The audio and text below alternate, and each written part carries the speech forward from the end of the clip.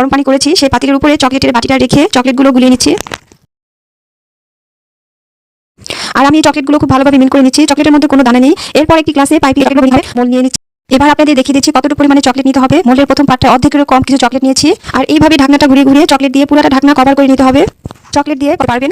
এবার হালকাভাবে লাগিয়ে নেবেন, হালকা চকলেটটা সেট হয়ে যাবে ইনশাল্লাহ। এভাবে করে নিলে চকলেট বলগুলো আর ভেঙে যাবে না। মোট কথা অর্ধেক যে পাটটা আসবে এবার চেক করে নিতে হবে কোথাও কোনো ফাঁকা আছে কিনা। এমন দেখেন তাহলে ফ্রিজ থেকে নামাবেন না, সবগুলো একরকম হলে তখন এগুলো ফ্রিজ থেকে নামিয়ে নেবেন। এখন খুব সুন্দরভাবে আপনারা মোলটা ঘুরিয়ে নিলেই দুই পাশ থেকে এটা খুলে আসবে। প্রতিটি বল আমি আপনাদেরকে মোল আউট করে দেখাচ্ছি।